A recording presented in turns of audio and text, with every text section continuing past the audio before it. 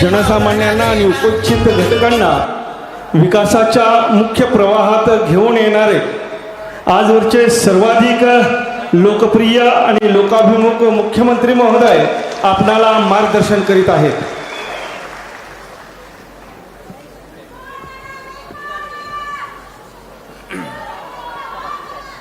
छत्रपती शिवाजी महाराज की जय. भवानी. राजमाता जिजाऊंना विनम्र अभिवादन. भारतरत्न डॉक्टर बाबासाहेब आंबेडकर यांना कोटी कोटी प्रणाम. आणि या योजनेचे शिल्पकार आणि आमचे सहकारी अनिल भाऊंचं नाव घेतल्याशिवाय आजची सभा सुरू होऊ शकत नाही. आणि म्हणून अनिल बाबर यांना देखील मी भावपूर्ण श्रद्धांजली अर्पण करतो. खऱ्या अर्थाने असं कधी वाटलं नव्हतं की या योजनेच्या भूमिपूजन प्रसंगी अनिल बाबरांशिवाय, अनिल भाऊंशिवाय हा कार्यक्रम होईल. कुणाच्याही मनामध्ये ध्यानामध्ये हा विषय येऊ शकत नाही. परंतु ईश्वरी इच्छेसमोर कुणाचं काही चालत नाही. आणि मनाला वेदना आणि चटका लावून जाणारी घटना दुर्दैवाने घडली. आणि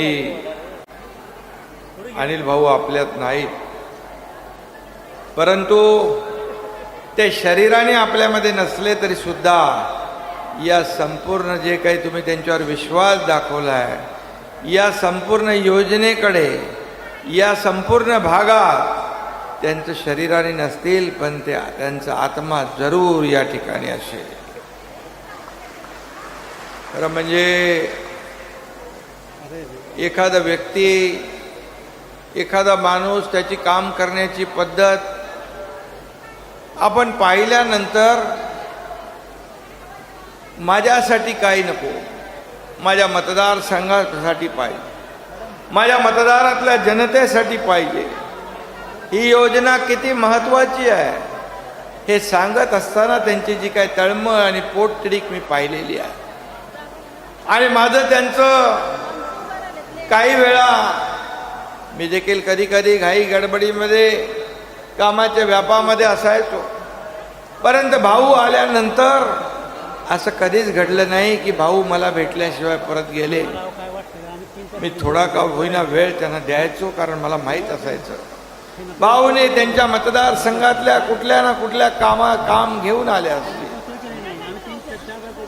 आणि या टेंबू योजनेच्या पाठीमागे त्यांचं जे योगदान आहे हे कुणालाही नाकारता येणार नाही. आणि म्हणून त्यांच्या आठवणीशिवाय ही योजना पुढे जाऊ शकत नाही, पूर्ण होऊ शकत नाही. असं काम त्यांनी केलं आहे. खरं म्हणजे मगाशी शहाजी बापूंनी, पालकमंत्र्यांनी, सुहास बाबर यांनी आणि आपल्या अध्यक्ष महोदयांनी अनेक आठवणींना उजाळा दिला. परंतु माझे पण अनुभव जे काय आहे, ज्यावेळेस आम्ही 2 वर्षापूर्वी निर्णय घेतला सर्वसामान्यांच्या मनातलं सरकार आणण्याचा, बाळासाहेबांचे विचार पुढे नेण्याचा, या राज्याला काहीतरी देण्याचा, त्यावेळेस माझ्या खांद्याला खांदा लावून सगळ्यात पुढं अनिल भाऊ होते. हे मी कधी विसरू शकत नाही. आणि कधीही त्यांनी स्वतःसाठी काही मागितलं नाही. मला हे द्या, मला ते द्या, कधीच त्यांनी नाही. त्यांनी म्हटलं, साहेब तुमचा निर्णय हा आमच्यासाठी अंतिम आहे, कारण तुम्ही जो निर्णय घ्याल तो या महाराष्ट्राच्या भल्यासाठी, महाराष्ट्राच्या हितासाठी, शिवसेनेच्या हितासाठी आणि शिवसैनिकांच्या चांगल्यासाठी. आणि त्यामुळे एक नाही तर 50 आमदार आज एकनाथ शिंदे सारख्या फाटक्या कार्यकर्त्याच्या मागे उभे राहतात, एक विश्वास दाखवतात. देशाने नाहीतर 32 देशाने त्याची दखल घ्यावी लागते, अशा प्रकारचा तो उठाव होता. त्या काळामध्ये सुहासची आई बाबर, अनिल भाऊंची पत्नी,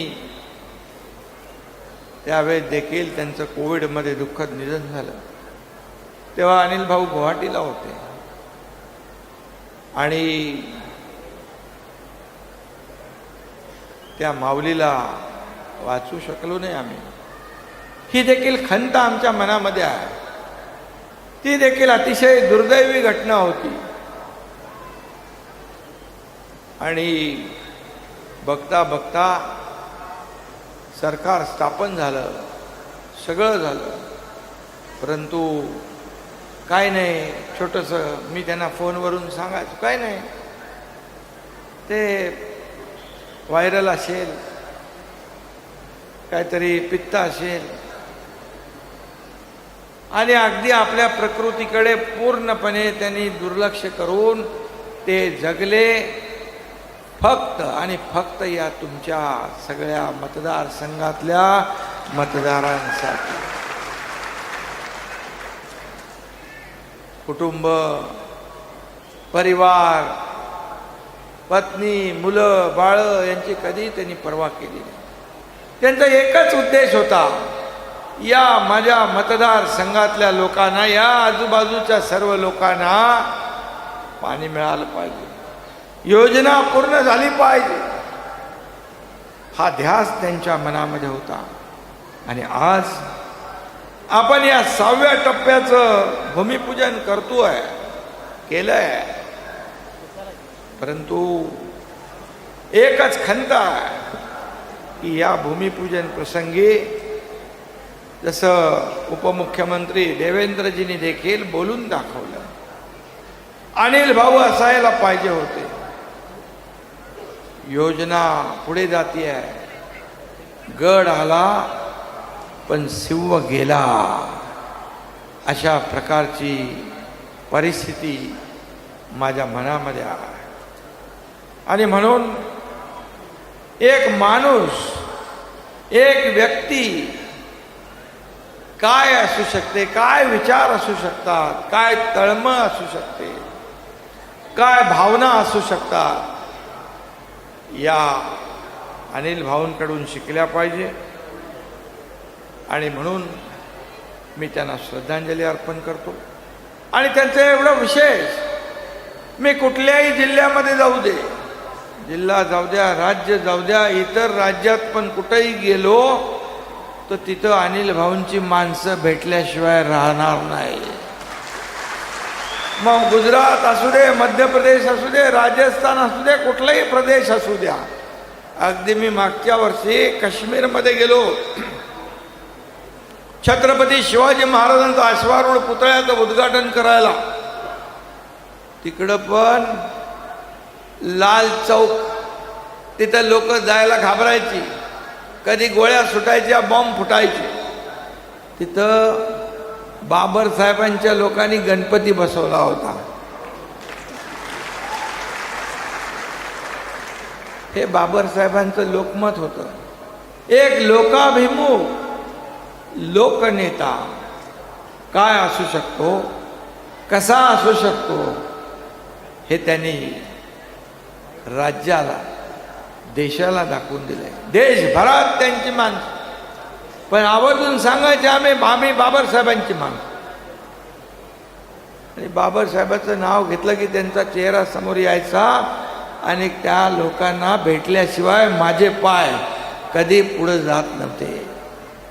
हा इतिहास आहे. आणि म्हणून आज मी एवढंच सांगतो की अनिल बाबर यांच्या नंतर त्यांचे सुपुत्र सुहास बाबर काम बघतायत, अमोल बाबर आहेत, विकास कामांचा सातत्याने पाठपुरावा करतायत.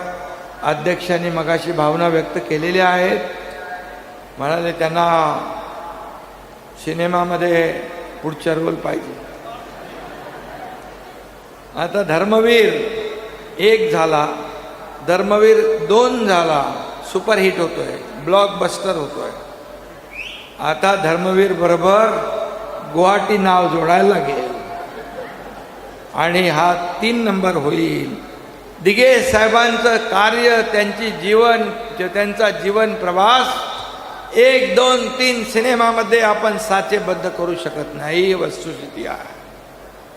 आणि म्हणून सुहास अध्यक्षांनी जी डिमांड केलेली आहे ती पार आम्ही पाडल्याशिवाय राहणार नाही.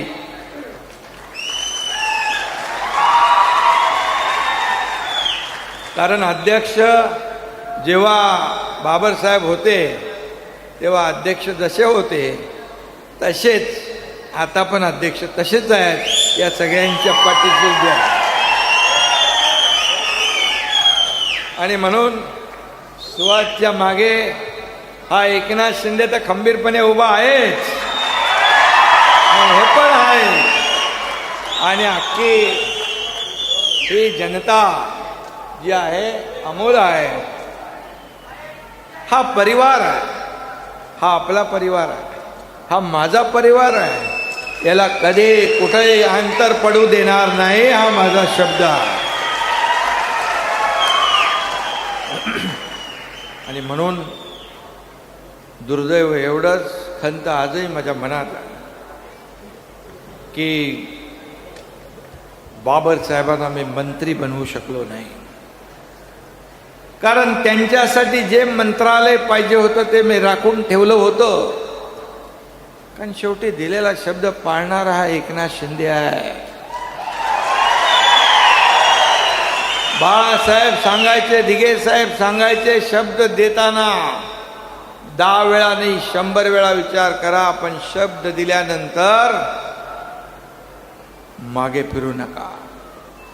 आणि म्हणूनच ते एकनाथ शिंदेवर या काळात 50 आमदारांनी विश्वास ठेवला, 13 खासदारांनी विश्वास ठेवला, लाखो हजारो शिवसैनिक या राज्यातल्या जनतेने विश्वास ठेवला, तुम्ही सगळ्यांनी विश्वास ठेवला.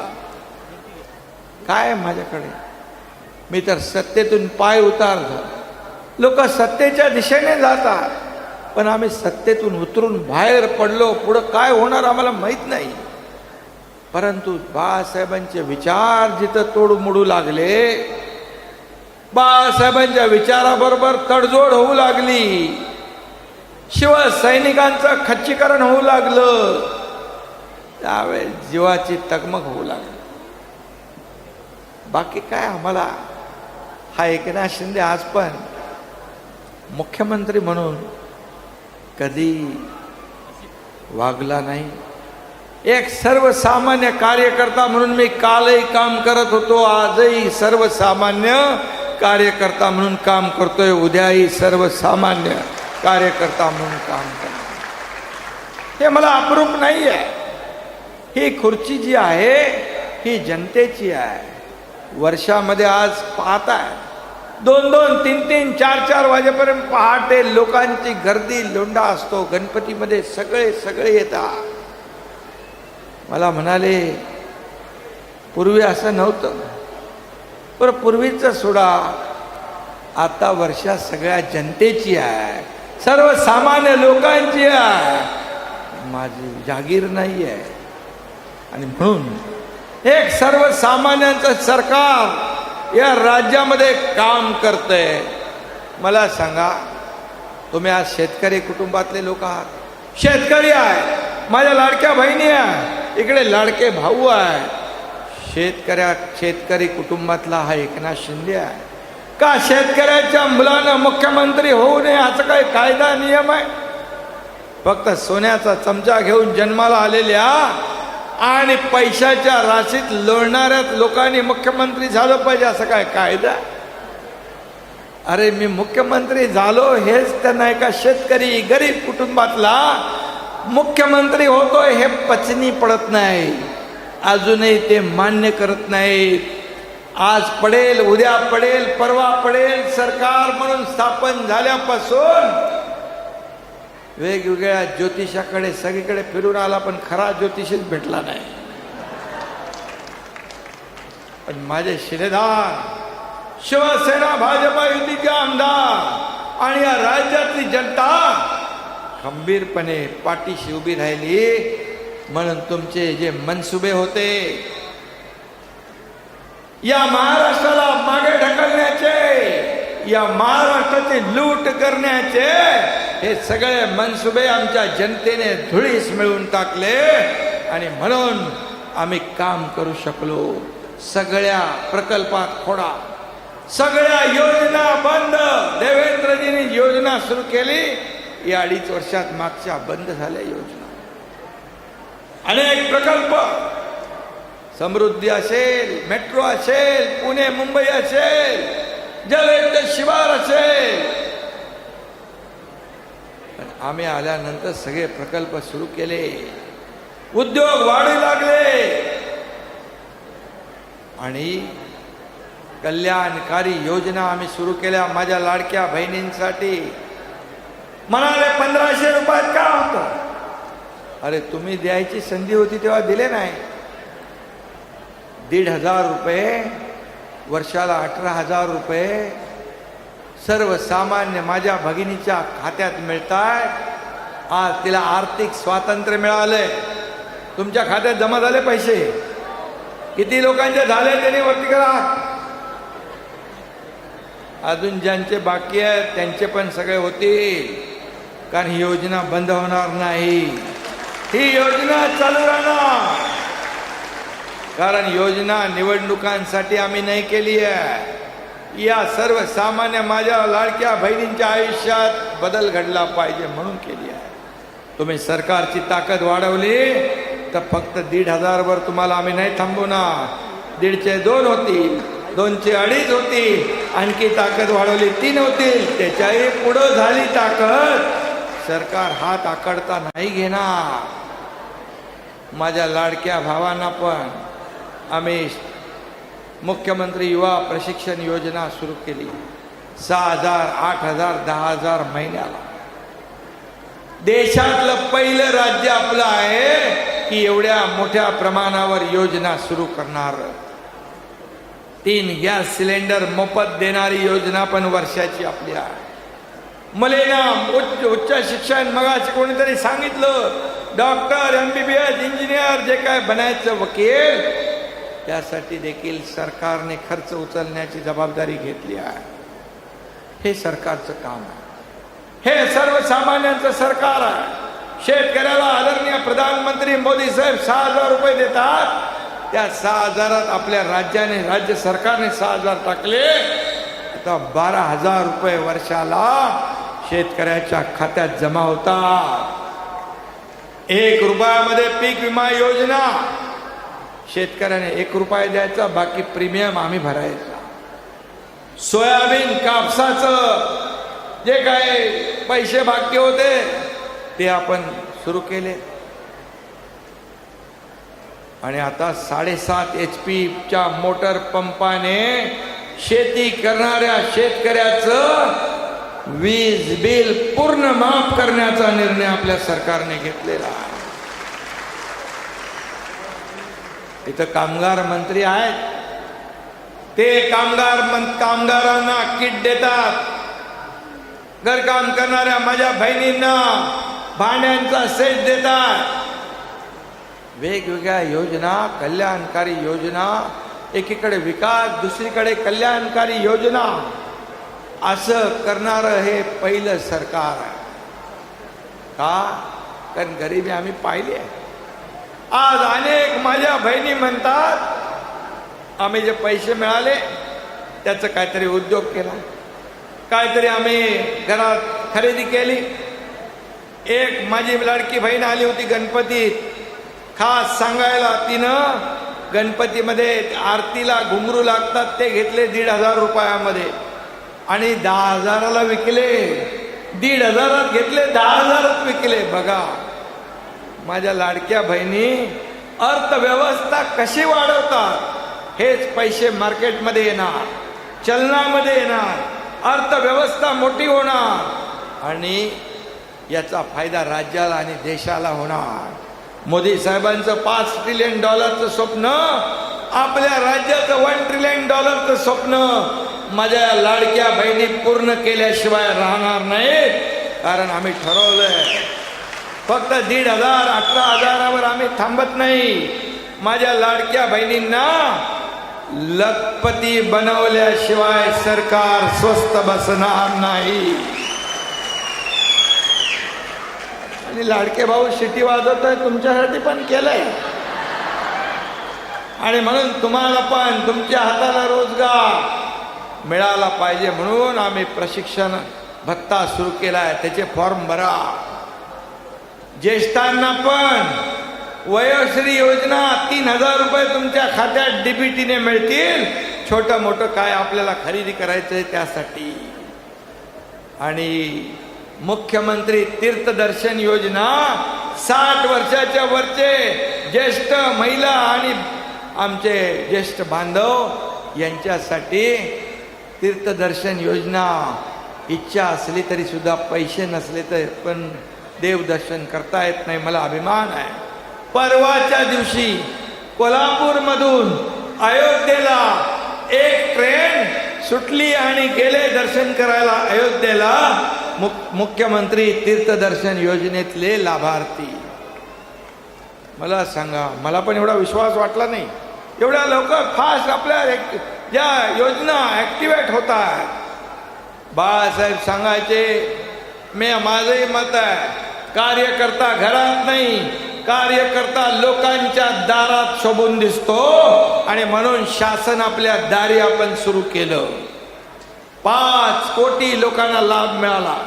का यापूर्वी पण लाभ होते, लाभार्थी होते, योजना होत्या, परंतु चक्रा मारून माणूस कंटाळून जायचं आणि सोडून द्यायचं. सरकारी काम आणि 6 महिने थांब बोलून काम सोडून द्यायचे. मग आम्ही शासन आपल्या दारी लोकांच्या घरी नेलं. आणि म्हणून घरात बसून कारभार नाही चालताय. शेती करायला गावाला गेलो की माझ्यावर टीका करतात. बोले हेलिकॉप्टरने जातो. मग कसं गाडीने जाऊ? 10 तास लागतील. अरे 8 तास लागतील. 8 तासामध्ये मी 10,000 फायलींवर सह्या करतो. एवढा वेळ माझ्याकडे नाही, तुमच्याकडे होता. कारण तुमचे पाय कधी जमिनीला लागलेच नाही. पण हा मातीतला माणूस आहे एकनाथ शिंदे, हा जमिनीवरचा माणूस आहे. आणि म्हणून गेलो गावी की माझे पाय आपोआप शेताकडे वळतात. का शेतकऱ्याबद्दल अभिमान असावा. का शेतकरी कुटुंबातला मुलगा मुख्यमंत्री झाल्यानंतर रोज शिव्याशा, रोज आरोप. सकाळ उठता बसता तसं मोगलांच्या घोड्यांना सत्ताजी धनाजी दिसायचा, तसं यांना एकनाथ शिंदे दिसतो. पण मला चिंता नाही. माझ्या लाडक्या बहिणी, लाडके भाऊ आणि ज्येष्ठ माझ्या पाठीशी आहेत, तो पण मला कसलीच चिंता नाही. मी कुणालाही घाबरत नाही. मी माझं काम करत जातो. मी माझं काम करणार. तुम्ही आरोप करत राहा, मी माझं काम करणार. आणि म्हणून मी आपल्याला एवढंच सांगतो माझ्या बहिणींना, फक्त सावत्र भावापासून सावध राहा. ज्यांनी योजनेत खोडा घातलाय त्यांनी योग्य वेळी कोल्हापुरी जोडा दाखवायला लागेल. कारण हे लोक कोर्टात गेले, योजना बंद पाडावी म्हणून कोर्टात गेले. कोर्टाने त्यांना लाफा दिला. जगरे म्हणाले त्यांच्या बहिणींच्या कुटुंबामध्ये येत आहे. आता नागपूरला गेले. नागपूर कोर्टामध्ये काय अवदस आहे, कसलं आहे हे सगळं. अरे ज्या माझ्या लाडक्या बहिणींच्या खात्यात 2 महिन्याचे 3,000 गेले, पुढचे जातील का पोटदुखी तुम्हाला? का त्यांच्या मुलाबाळांच्या तोंडचा घास पळवण्याचं, हिरावण्याचं काम करताय, पाप करताय. आणि म्हणून लाडक्या बहिणींसाठी लेक लाडकी लखपती असेल अनेक योजना आम्ही केल्या. मुख्यमंत्री माझी लाडकी बहीण योजना केली तर म्हणाले, आणि आता मुख्यमंत्री सुरक्षित बहीण देखील योजना आमची सुरू आहे. आणि म्हणून जे कोणी नराधम, अत्याचार, अन्याय माझ्या भगिनी बहिणींकडे, मुली बाळींकडे वाकड्या नजरेने पाहतील, त्याला सरकार कडक शासन केल्याशिवाय राहणार नाही, त्याला फाशीची शिक्षा झाल्याशिवाय राहणार नाही. आता मध्ये पोलिसांवर गोळीबार केल्यावर म्हणतात पोलिसांनी गोळीबार केला. अरे पोलिसांवर गोळीबार केला, त्या 4 वर्षाच्या चिमुरडीवर अत्याचार झाले, त्याच्या 2-2, 3-3, 4-4 बायका येऊन कंप्लेंट करू लागल्या. हा माणूस नाही हैवान आहे, त्याचा पुळका येऊ लागला. म्हणजे इकडून पण बोलायचं, तिकडून पण बोलायचं. जर त्याला सोडला असता, पोलिसांनी गोळी खाऊन म्हणाले असते पोलिसांकडे काय बंदुका शोसाठी ठेवल्या, कसा सुटला? मारलं की म्हणतात त्याला मारलं. अरे सेल्फ डिफेन्स मध्ये जर पोलिसांवर गोळीबार होतो आणि मग ते असंच बघत बसतील, जा रे बाबा जा रे बाबा, पोलिसांनी पोलिसांचं कर्तव्य केलं, त्याची चौकशी होईल, ते काय व्हायचं. परंतु कुठल्याही कामाला खोडा घालायचा, कुठल्याही कामामध्ये स्पीड ब्रेकर टाकायचा, कुठल्याही कामाच्या विरुद्ध आरोप करायचे. पण आम्हाला त्याची चिंता नाही. मी आपल्याला एवढंच सांगतो, कालच आम्ही आपल्या गोमातेला एक दर्जा दिला, गाईला. गाई आपल्या सगळ्यांना एक आपण दैवत मानतो. आणि राज्याचं एक जसं पशु पक्षी असं जे काही असतं, राज्याचा दर्जा त्याला दिला जातो, तसं आपण गोमातेला राज्य मातेचा दर्जा दिला आहे. मोठं काम आहे. आणि राज्यमातेचा दर्जा देऊन गायीचे पांग फेडण्याचा प्रयत्न आम्ही केला आहे. आणि आज टेंबूचं भूमिपूजन करून काळ्या आईचं पांग फेडण्याचा प्रयत्न आम्ही केलेला आहे. आणि म्हणून मी आपल्याला एवढंच सांगतो की यासाठी लागणारे पैसे 7,370 कोटी असतील. आणि त्याचबरोबर जतला पण आपण म्हैसाळ विस्तार योजनेला 2,000 कोटी रुपये दिले. 2,000 कोटी रुपये. या संपूर्ण योजनांमधून लाखो एकर हेक्टर जमीन ओलिताखाली येणार आहे. शेतकऱ्यांना दिलासा मिळणार आहे. आणि म्हणून शेतकऱ्याच्या जीवनामध्ये आनंदाचे दिवस आले पाहिजे. बळीराजावरचं संकट दूर झालं पाहिजे, असं नेहमी कुठेही मी गेलो तरी बोलतो. चांगला पाऊस झाला यावेळेस. आता मात्र पावसाने थोडी उसंत घ्यावी. आता चांगली पिकं येतील. शेतकरी माझा राजा सुखी होईल. शेतकरी, कष्टकरी, कामगार, महिला भगिनी, माझे युवक, ज्येष्ठ, या सगळ्यांसाठी हे सरकार काम करतं. मला सांगा, एवढे GR, एवढ्या योजना एकावर एक काढणारं सरकार आतापर्यंत कधी आपण पाहिलं नसेल. आणि या टेंबू योजनेसाठी मी एक सांगतो, नागपूरमध्ये शंभूराज आपली कॅबिनेट होती, बाबा अनिल भाऊ बाहेर बसले होते खुर्ची टाकून.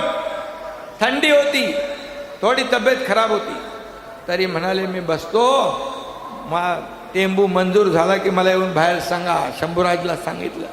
मंजूर केल्याबरोबर आम्ही सांगितलं मंजूर होणार आहे, नाही ऐकले नाही. मग शंभूराजने जाऊन सांगितलं त्यांना टेंबूचं काम मंजूर झालं.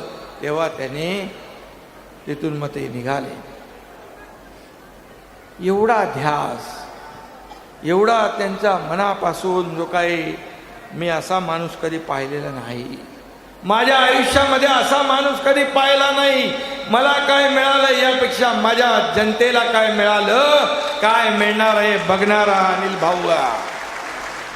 एक आदर्श आमदार, जनतेचा आवाज बनणारा आमदार. म्हणून त्यांच्याकडे आपण पाहायचो. आणि म्हणून मी आपल्याला एवढंच सांगतो की या ठिकाणी त्यांची जी काही स्वप्न, आज टेंबूचं झालं आहे भूमिपूजन, विटा बसस्थानकाचं भूमिपूजन झालं आहे, त्यांची जी जी काही स्वप्न होती ती सुहास भाऊ तुम्ही तुमच्या पाठीशी हा एकनाथ शिंदे खंबीरपणे उभा आहे, हा माझा शब्द आहे. आमचं सगळं व्यासपीठावरचे सगळे लोक आपल्या सोबत आहे. आणि म्हणून आज या ठिकाणी जाता जाता आणखी काहीतरी बाबा सांगितलं मला, उपकेंद्र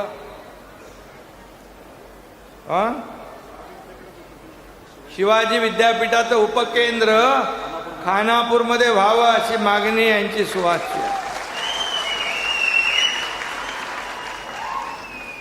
आणि म्हणून ती देखील आपण पूर्ण करू. जे जे अनिल भाऊनी स्वप्न पाहिली ती सगळी पूर्ण करू. त्यामध्ये पैसे कमी पडणार नाही हा शब्द एकनाथ शिंदे देतोय. आणि म्हणून टेंबू योजनेच्या विस्तारीकरणाने खुलेल इथलं शेत वावर, तेव्हाच वरून सुखा समाधानाचे आशीर्वाद देतील आपले अनिल बाबर. आणि म्हणून जी मागणी केलेली आहे ती मी या ठिकाणी सांगतो की आज ज्या 6व्या टप्प्याचं आपण भूमिपूजन केलंय, यामुळे हजारो शेतकऱ्यांना त्याचा फायदा होईल. आणि म्हणून या योजनेला 6व्या टप्प्याला अनिल बाबर यांचं नाव आपण देऊ.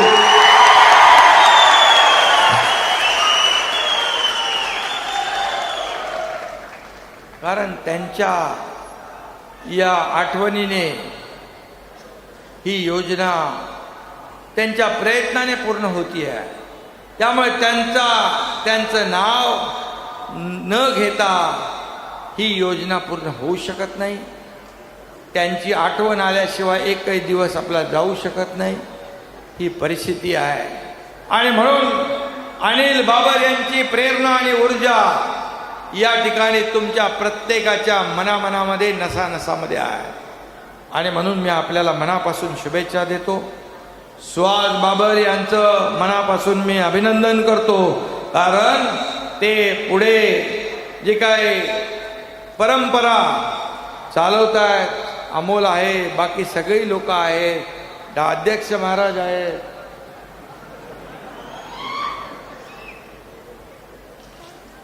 पालकमंत्री शंभूराज आणि आपण सर्व कार्यकर्ते. जसा जीव अनिल भाऊंना लावला तसा जीव त्यांच्या परिवाराला, सुहासला, अमोलला, त्यांच्या परिवाराला लावा. त्यांच्या पाठीमागे तुमचे आशीर्वाद ठेवा, एवढीच विनंती मी आपल्याला करतो. आणि मनापासून आपल्याला खूप खूप शुभेच्छा देतो. धन्यवाद. जय हिंद, जय महाराष्ट्र.